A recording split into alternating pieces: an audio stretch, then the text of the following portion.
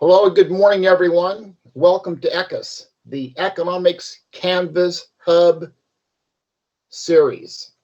Our purpose is to engender and enlighten students as seen through the eyes of our former students who've taken economics at Chabot College. Okay. Well, it's my very great pleasure to introduce Mr. Carter Walling, who took an econ course in me a couple of years ago.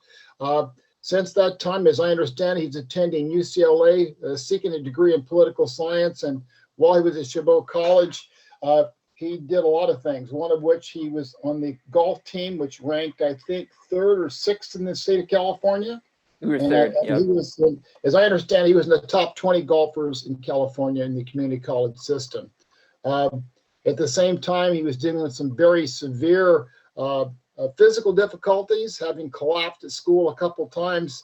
Later to find out it was just a low-grade infection, the result of some dental problems he had. So I find all of this fascinating, and he certainly was, despite all these things, very successful. He was actually a co-colleague of mine in some debates on economics at Chabot College, where he fared very, very well. So what we'd like to do is like to introduce Mr. Carter Walling and have him tell us about his experience at Chabot College, in particular economics, and then so he can share that with students who will be following his footsteps. So what may I've left out, Carter, and what you'd like to share with students who may be looking at this video? Yeah, okay, so Ken kind of gave you a little rundown of who I am. So I'm Carter. Right now I'm actually a fourth year at UCLA, political science. And I went to Chabot back in 2017, 18, 19, did the whole political science, economic stuff. And I went to Chabot for golf. So that, like you just heard, golf was kind of my main aspect there. But then I got involved with the Honor Society. So I'm sure it's probably still around, Alpha Gamma Sigma Honor Society. So I was actually the president of that, which really kept me involved with Chabot and got me really just invested in the whole community and the environment of Chabot. So huge tie to Chabot, really loved the school and the environment. And I think it definitely prepared me well for UCLA. And then that's when I got involved in Ken's class for economics, because political science and economics, I didn't really think intermixed at all. I was really invested in political science and didn't really see economics at all. And then took Ken's class, it just shocked my world, honestly. So I'm definitely a big proponent of anybody taking an economics class, because you'll just realize that the economy is everywhere and is so all-encompassing that it's really just instrumental to kind of understand the fundamentals of the economy. And as I've gotten used to it, I've realized 10 times over how important it's been just to have those fundamentals to really understand the broader picture of what we're learning. Yeah, Carter, that's a great story. Before you took your economics classes at Chabot, did you have any misconceptions or any biases going into economics in terms of what the subject was about, any fears, that sort of thing? Yeah, I think it was more just a lack of overall ignorance, honestly, on my part, is that I never really gave economics a huge look at. I just thought, from my perspective, I'll just apply to jobs and get a job, and I don't really need to understand supply and demand, elasticity, and exchange rates and interest rates and how to get loans and how to do proper investments. It just really never came into my mind. I guess as an 18, 19-year-old, I was looking at other things instead of the economy. So then when I took Ken's class, it really just opened up my eyes to kind of the undercurrent of everything that's working in society. Why did you select Chabot over why did I select Chabot? Well, my initial motivation to go to Chabot is because I had a golf team. And so none of the community colleges, I'm originally from San Mateo, actually. So it does appear a little odd why I would go to Chabot, because I'm from the other side of the bay. But like I said, it was the only team, only school that had a golf team. So that was really my motivation to go there. And then I did golf. And like I said, I got involved with the Honor Society shortly after that. And that really just kept me there. I didn't see any real reason why I would go to another junior college close to me. I fell in love with, the community at Chabot and just the environment overall, and thought it was really just a really great experience, and didn't want to change it to go to anywhere else. If somebody was taking an economics class with Ken or with me or with any of the other instructors at Chabot, what advice would you give them? Yeah, definitely. I would say in terms of advice is don't get overwhelmed and don't get, have some trepidation or get scared. Really just look at it as an exciting opportunity to learn something that, since their introduction economic classes, that you probably don't have a full grasp on, and being confused and not understanding that subject material is very, very common. I remember when we were first learning supply and demand, I had no idea what was going on when you're looking at the graphs and what impacts what graphs. It's definitely can be overwhelming, but I would just say it's kind of like any other class or any other material you learn.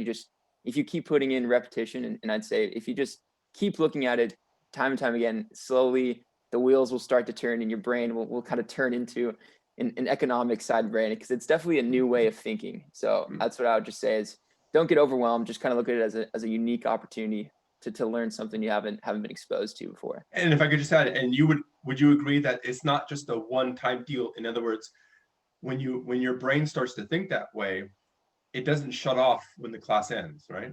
Absolutely not. No. When it starts to think that way, you're being exposed to new ways to see not just economics, but just the world around you. So you'll go outside and then you'll start to see bigger social issues, and you'll you'll use the economic teachings, and you'll see why these problems exist and why they're going one way, why they're going another way. Carter, can you think of any concrete examples of how economic theory has perhaps changed your way you look at some specific problems? Oh, yeah, absolutely. I think one of the biggest lessons that I still kind of runs through my mind today is, through taking economics, incentives really run everything. And you look at the policies that are in play, and those create incentives around everybody else. And so if you look at issues that are at play in society at large, you can try to look at the policies and see, okay, so what are the incentives that are being created? So, I mean, rent control is just kind of a basic example of it's whether you agree or don't agree is kind of beyond the point. But if you just look at the argument that people say with the incentives of rent control, is that it doesn't really allow the renters any incentive to improve their property, right? Because there's going to be a limit on how much they can charge. So the basic consumption is there's going to be less the quality of the apartments is going to go down, because the renters don't have the incentive to make the apartments luxurious and better, because there's a cap on how much money they can make. And so that's just a classic example of kind of how incentives run everything. And so that's really been something I've taken to heart when I look at policies, because from political science, we're looking at a whole lot of policies that people are going to be implementing and trying to see who do they affect. And so to really understand the full scale of the effects, it's definitely necessary to kind of look at what's going to incentivize the behavior here. And you tend to go to law school, is that correct? I do. Yeah, that's the long-term plan for me right now. So what are your two law school objectives? What schools would you like to go to? Yeah, so I'd really like to go to Stanford. That's probably number one on my list, is Stanford, and then either Georgetown or Harvard. It kind of falls under that. But I'm really interested in either getting into criminal law. I work actually at the district attorney's office in Los Angeles right now, so that really got me involved in criminal law, and I really see myself kind of going in that route. But I'm also really interested in foreign policy and international relations and stuff of that nature. So kind of leaning more towards international as well. So when you bring up criminal law, I could easily see you apply a lot of your economic concepts to criminal law in terms of things like inequality. Incentives play a huge role. Yep. in figuring out incarceration rates, figuring out how to reduce crime. So your economics will serve you well in that field. Yeah, and it's actually, I guess I could just tell a little quick story about what I do at the DA's office. It actually brings in a lot of the economic stuff I learned from Ken's class, because I work in a department called Mental Health Division. Mm-hmm. It's really a new department in the DA's office, because what we do is it's called the Office of Diversion and Reentry. So it's people that actually commit felony crimes and are homeless with a they have some type of mental disease. And what it is, instead of sending them to prison, we set them up with housing, and we set them up with medication. So it diverts them from prison. And kind of one of my jobs to do is to look at the statistics and try to understand, is the policy we're doing actually helping, or is it, like I said, going back to incentives, is such the great package that we're setting up, because, they don't commit a crime and go to prison, they commit a crime and get free housing. I have to look at the stats and kind of understand, is this helping, or is it creating an incentive of increasing the crime rates? So it's really interesting to kind of see how it's working at the actual society level. If I may, I'm going to ask you, or Ken will ask you, some of the misconceptions people have taking economics class, but I could just jump ahead a teeny bit by saying that people tend to think about economics only about cost benefit. And it's also basically just what you want in terms of a goal. And if you want to help people, let's say if you're in the criminal justice system and you want to help people, it's not necessarily about just lowering the costs of incarceration. It's getting better outcomes for people. And economics definitely plays a role in that. Exactly. Yeah, absolutely. I mean, because one of the big things that we've actually looked at in the various classes I've ended up taking at UCLA is that looking at cost benefit and utility maximization is really, it's just one lens to look at it. If you look at what's actually implemented and how it turns out in reality, there's so many outcomes, so many different policies, so many underlining mechanisms that rearrange it that's not solely based on the strictly, numbers based cost benefit stuff. So it's more of just one piece of a broader pie in terms of the economic puzzle. Well said. The purpose of this, of course, is to aid and abet and assist students in the future who'll be looking at these videos. What advice would you have for students following in your footsteps before they enter Chabot? What's your parting advice for those students? My advice for any student would definitely be take an economics class. I mean, it's not just because I'm here promoting what they're teaching, but it's just because I've seen the benefit of taking economics.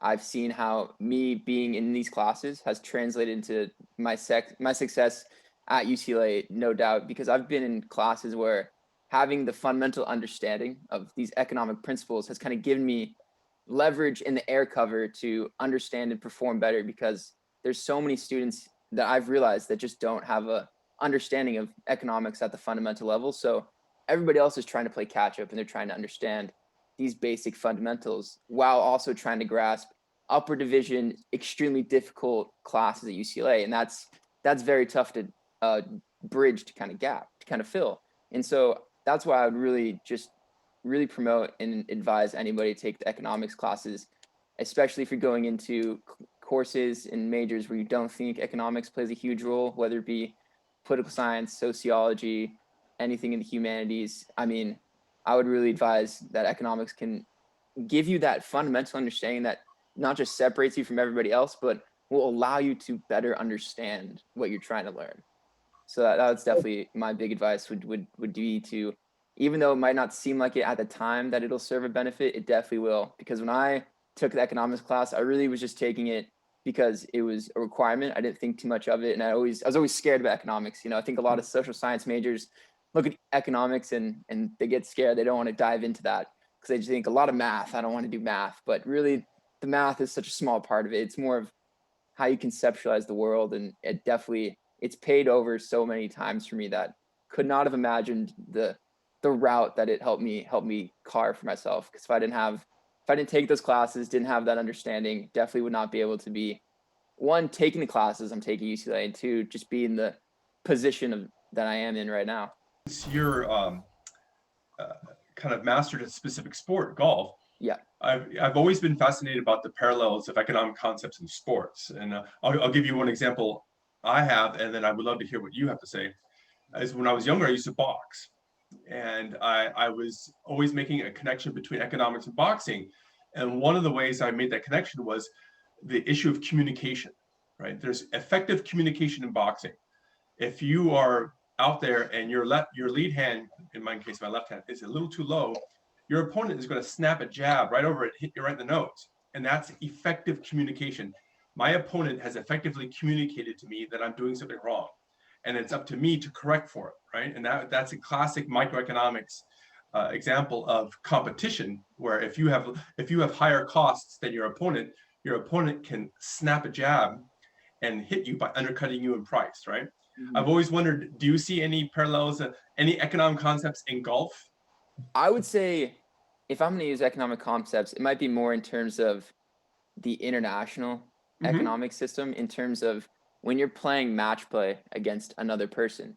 And so if you're looking in terms of relative gains and losses and trying to maximize your own benefit in terms of another state, if I play a really good hole or hit a shot really close to the pin, that's going to directly impact the action that my other player takes. If I hit a drive, it goes way offline, way out of bounds, then my other opponent might choose to not hit a driver, but take the less riskier option.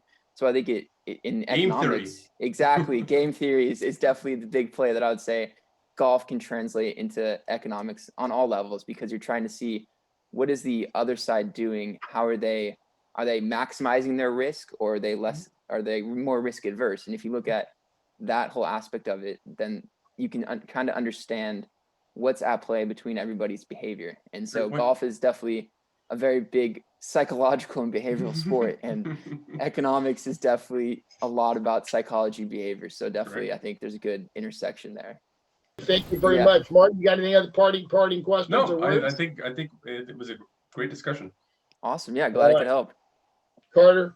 All right, I'll see all of you. Yep. Okay, Nice meeting you, Martin.